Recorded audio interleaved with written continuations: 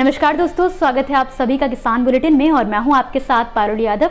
आज की बड़ी हेडलाइंस पर नजर डालेंगे, लेकिन उससे पहले साल के आखिरी दिन पर ग्रीन टीवी की तरफ से मैं हमारे सभी दर्शकों व देश के सभी किसानों से कहना चाहूंगी कि इतने सालों तक हम पर अपना विश्वास बनाए रखने के लिए, हमारे साथ जुड़े रहने के लिए और आगे भी हमारा साथ देने के लिए आप सभी का बहुत बहुत शुक्रिया।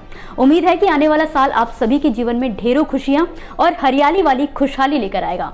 तो चलिए अब नजर डालते हैं किसान बुलेटिन में आज की बड़ी हेडलाइंस पर। केंद्रीय गृह मंत्री ने किया मेगा डेयरी का उद्घाटन। कर्नाटक की इस डेयरी में हर दिन होगा 10 लाख लीटर दूध का उत्पादन। किसानों के लिए बड़ी खबर, अब खेत की जमाबंदी ऑनलाइन डाउनलोड कर सकेंगे किसान। महाराष्ट्र ने दूर की किसानों की बड़ी परेशानी, 5 लाख से अधिक किसानों को सूखा जैसे हालातों से मिलेगी राहत। देखिए ग्रीन टीवी यूट्यूब पर भी, बस सब्सक्राइब करें और बेल आइकन दबाएं। बीते शुक्रवार को कर्नाटक के मांड्या जिले में केंद्रीय गृह मंत्री एवं सहकारिता मंत्री अमित शाह ने 260 करोड़ रुपए की लागत से बनी मेगा डेयरी का उद्घाटन किया है। इस खास मौके पर गृह मंत्री ने जानकारी देते हुए बताया कि कर्नाटक में साल 1975 में प्रतिदिन 66,000 किलो दूध प्रोसेसिंग किया जाता था और आज प्रतिदिन 82 लाख किलो मिल्क प्रोसेस किया जा रहा है। खास बात यह है कि कुल टर्नओवर का 80% किसानों के ही हाथों में जा रहा है। और इतना ही नहीं, उन्होंने गुजरात का उदाहरण देते हुए बताया कि वहां श्वेत क्रांति ने किसानों और पशुपालकों की किस्मत बदली है और अमूल के माध्यम से लगभग 36 लाख महिलाओं के बैंक अकाउंट में सालाना 60,000 करोड़ रुपए जाते हैं। जिसे देखते हुए कर्नाटक के सभी किसान भाइयों और बहनों को आश्वस्त करना चाहते हैं कि अमूल और नंदिनी मिलकर कर्नाटक के हर गांव में प्राइमरी डेयरी स्थापित करने की दिशा में काम करेंगे और 3 साल में कर्नाटक में एक भी ऐसा गांव नहीं होगा जहां पर प्राइमरी डेयरी नहीं होगी। अमित शाह ने कहा कि सरकार ने यह तय किया है कि राष्ट्रीय डेयरी विकास बोर्ड और भारत सरकार का सहकारिता मंत्रालय अगले 3 सालों में देश की हर पंचायत में प्राइमरी डेयरी की स्थापना करेगा और इसकी पूरी कार्य योजना तैयार कर ली गई है। आपको बता दें, 260 करोड़ रुपए की लागत से जिस मेगा डेयरी का उद्घाटन हुआ है वो प्रतिदिन 10 लाख लीटर दूध प्रोसेस करेगी और बाद में इसे 14 लाख लीटर प्रतिदिन ले जाने की क्षमता रखेगी। किसानों के लिए उनकी सबसे बड़ी पूंजी होती है उनका खेत, उनकी जमीन, क्योंकि इसी से उनकी आजीविका चलती है और इसी के आधार पर ज्यादातर सरकारी योजनाओं का लाभ भी उन्हें मिलता है। लेकिन पहले के वक्त में कई वजहों से जमीन के कागजात स्पष्ट नहीं होते या गुम हो जाते थे, तो किसानों को कई तरह की परेशानियों का सामना करना पड़ता है। पहले की अगर बात करें तो जमीन की जमाबंदी की फर्द निकलवाने के लिए किसानों को सरकारी दफ्तरों के कई दिनों तक चक्कर काटने पड़ते थे, मगर धीरे धीरे किसानों की सुविधाओं के लिए सरकार ने लगभग सारे काम ऑनलाइन कर दिए हैं। इन्हीं कामों में जमाबंदी के काम को भी शामिल किया गया है। जी हां, अब किसान चाहे तो ऑनलाइन ही अपनी जमीन की जमाबंदी डाउनलोड कर सकते हैं, जो सरकारी योजनाओं में आवेदन करने के लिए भी मान्य होगी। हरियाणा सरकार ने राज्य के किसानों के लिए भी एक ऐसा ही पोर्टल बनाया है जिससे किसान अपने खेत की डिजिटल हस्ताक्षर जमाबंदी डाउनलोड कर सकते हैं। हरियाणा राजस्व विभाग ने वेब हेल्रिस प्रणाली के माध्यम से राज्य की सभी 143 तहसीलों, उप तहसीलों के भूमि अभिलेख प्रबंधन कार्यों का डिजिटलीकरण कर दिया है। कुछ समय पहले तक किसानों को जमाबंदी के सत्यापन के लिए कॉपी को पटवारी के पास ले जाना पड़ता था, जिसमें कई बार असुविधाएं हो जाती थी। लेकिन आज हरियाणा सरकार ने जमाबंदी.nic.in पर ही सारी सुविधाएं उपलब्ध करा दी हैं।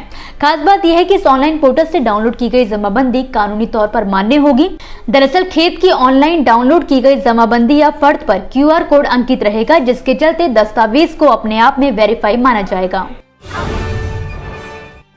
महाराष्ट्र सरकार द्वारा किसानों को आर्थिक तौर पर सशक्त बनाने के लिए तरह तरह की योजनाएं चलाई जा रही हैं। इसी कड़ी में हाल फिलहाल में प्रदेश सरकार ने 5 लाख किसानों को लाभान्वित करने की योजना बनाई है। दरअसल महाराष्ट्र के डिप्टी सीएम देवेंद्र फडणवीस ने बताया है कि केंद्र सरकार की प्रधानमंत्री कुसुम योजना के तहत 5 लाख किसानों को सोलर पंप उपलब्ध करवाए जाएंगे। विधानसभा को संबोधित करते हुए डिप्टी सीएम फडणवीस ने कहा कि ऐसे सोलर पंप की स्थापना करके किराए या पट्टे की जमीन से भी किसानों को अच्छी आमदनी लेने में मदद मिलेगी। डिप्टी सीएम देवेंद्र फडणवीस ने बताया कि विदर्भ के किसानों को प्राथमिकता से सोलर कृषि पंप और बिजली कनेक्शनों का आवंटन किया जाएगा। इस मामले में लंबित पड़े आवेदनों को मार्च 2023 तक मंजूरी दे दी जाएगी। इस दौरान उन्होंने केंद्र सरकार की प्रधानमंत्री कुसुम योजना के बारे में भी सभी को अवगत कराते हुए कहा कि इस योजना के तहत पहले ही किसानों को सोलर पावर पंप लगवाने पर 90% सब्सिडी दी जा रही है। महाराष्ट्र में उपभोक्ताओं को निर्बाध और सस्ती बिजली प्रदान करने पर डिप्टी सीएम फडणवीस ने बताया कि केंद्र सरकार ने संशोधित वितरण क्षेत्र योजना के कार्यान्वयन की घोषणा की है, जिसके लिए महाराष्ट्र के लिए 39,000 करोड़ रुपए की राशि स्वीकृत की गई है। दोस्तों, ये थी वो खबरें जिन्हें हमने आप तक विस्तार से पहुंचाया, लेकिन अब हम बात करेंगे कुछ ऐसी खबरों की जिनके बारे में भी आपके पास जानकारी होना जरूरी है। तो चलिए फटाफट से नजर डालते हैं खेती किसानी और कृषि क्षेत्र से जुड़ी आज की छोटी बड़ी अपडेट्स पर।